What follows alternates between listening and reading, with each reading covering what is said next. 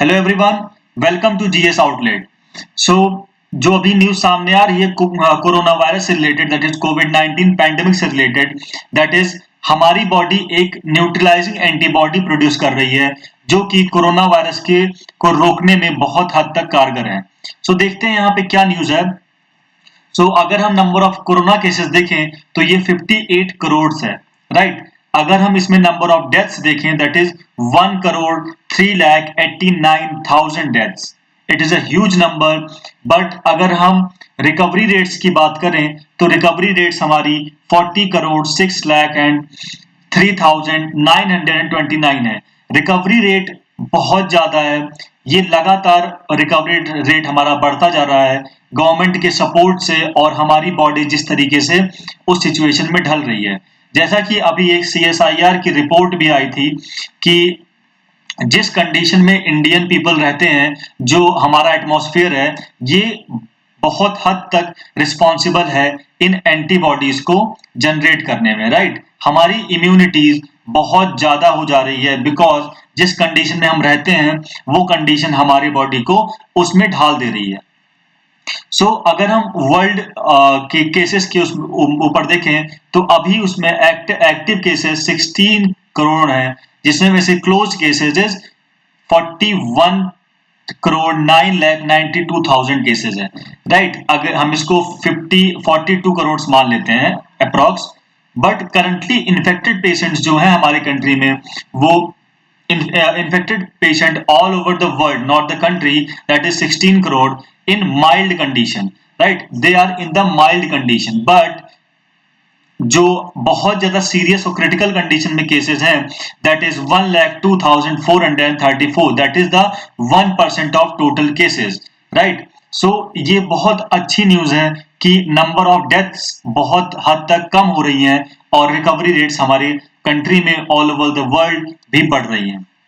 यहाँ पे अगर हम इंडिया की स्टैट की बात करें कोरोना वायरस के, तो इंडिया का स्टैट कहता है कि हमारे कंट्री में 9 करोड़ 1,07,622 केसेस हैं, जिसमें में से 1,33,000 डेथ्स हुई हैं। और रिकवरी रेट अगर हमारे कंट्री की देखा जाए तो वो बहुत ज्यादा है, राइट। रिकवरी रेट हमारे कंट्री में 8 करोड़ 5,30,803 है, राइट। ये एक बहुत बड़ी सक्सेस भी कहा जा सकता है। और सीएसआईआर के रिपोर्ट के हिसाब से हमारी इम्यूनिटी उतनी स्ट्रांग हो जाती है क्योंकि हम ऐसी कंडीशन में रहते हैं, राइट।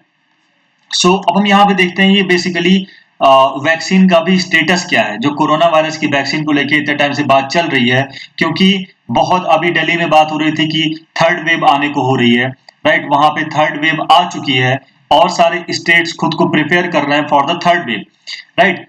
अगर हम कोरोना वायरस के वैक्सीन की बात करें that is Covid 19 vaccine status check. यहाँ पे अभी तक दो ऐसी कंपनीज हैं, दो ऐसे इंस्टीट्यूट हैं जो कि मॉडर्ना और Pfizer aims to deliver shot by December. इन्होंने कहा है कि हम दिसंबर तक कोरोना वायरस की वैक्सीन जो कि 90, मॉडर्ना का कहना है कि ये 94% इफेक्टिव है, 94.6 to be exact, and Pfizer का कहना है it is 95% effective, right. But यहाँ पे अभी द हिंदू का एक आर्टिकल आया था, उस आर्टिकल के हिसाब से इन दोनों वैक्सीन का कंपैरिजन किया गया है कि ये किस हद तक किस तरीके से इनको एक्सपोर्ट किया जा सकता है, किस तरीके से क्या क्या इसमें बाधाएं आ सकती हैं। इसको लेकर के एक बहुत अच्छा आर्टिकल द हिंदू ने अभी पोस्ट किया था, राइट। अगर हम यहाँ पे देखें तो corona virus phase 3 trial of Indian made vaccine begin. India में कोरोना वायरस की वैक्सीन का फेज 3 ट्रायल शुरू हो चुका है और जो कंपनी इसको प्रिपेयर कर रही है दैट इज कोवैक्सीन, राइट। इन्होंने स्टार्ट किया है 26,000 पार्टिसिपेंट से लेकर के, और जो भारत बायोटेक ने ये चीज अनाउंस किया है कि हम इसका फेज थ्री स्टार्ट कर रहे हैं। जैसा कि हमने कुछ टाइम पहले सुना था कि रशिया क्लेम कर रहा था कि उन्होंने वैक्सीन तैयार कर ली है, बट एक तरीके से वो उतना इफेक्टिव नहीं था। इस वजह से अभी हमें थोड़ा और इंतजार करना पड़ सकता है, राइट। अब हम यहाँ पे देखते हैं कि ये न्यूट्रलाइजिंग एंटीबॉडीज होती क्या है। A new study in Pune has revealed that 85% of people who has been found infected with novel coronavirus in a survey conducted earlier had developed neutralizing antibodies. ये एक सर्वे में बताया गया कि 85% पीपल जो कोरोना वायरस से इन्फेक्ट हुए थे वो न्यूट्रलाइजिंग एंटीबॉडीज को डेवलप करना शुरू कर दिया उन्होंने, राइट। ये एक बहुत अच्छी खबर है बिकॉज हमारे देश में अगर मेडिकल इंफ्रास्ट्रक्चर की बात देखी जाए तो वो बहुत ज्यादा वर्स कंडीशन में है, तो उसको डेवलप करने में बहुत टाइम लग सकता है। But for the time being अगर हम इसकी बात करें कि न्यूट्रलाइजिंग एंटीबॉडीज 85% पीपल डेवलप कर ले रहे हैं, so it's a good news for our country. So, neutralizing antibody, like other antibodies that are created to fight the disease, are nothing but proteins. जैसा कि हमको पता है कि जो एंटीबॉडीज हमारी बॉडी में प्रोड्यूस होती हैं, ये बेसिकली कुछ नहीं बट प्रोटीन्स ही होती हैं, राइट। सो हमारी बॉडी भी इस वायरस को लेकर के इसने इसको अडॉप्ट कर लिया है, right. The neutralising antibody became special because they have the ability to थ्वाट the entry of same virus inside human body in the future. ये जब एक बार बॉडी का ट्रीटमेंट हो जा रहा है, जब बॉडी एक बार रिकवर कर जा रही है, तो ये न्यूट्रलाइजिंग एंटीबॉडी डेवलप कर ले रही है, राइट। अब हम यहाँ पे देखते हैं कि ये किस तरीके से न्यूट्रलाइजिंग एंटीबॉडी का मैकेनिज्म काम करता है। सो ये हमारा कोरोना वायरस है, कोरोना वायरस का स्ट्रक्चर है that it has spike RBD, right. ये स्पाइक के फॉर्म में होता है और ACE2 जो हमारा रिसेप्टर होता है ह्यूमन सेल मेम्ब्रेन का, उस पे आकर के ये बाइंड कर जाता है।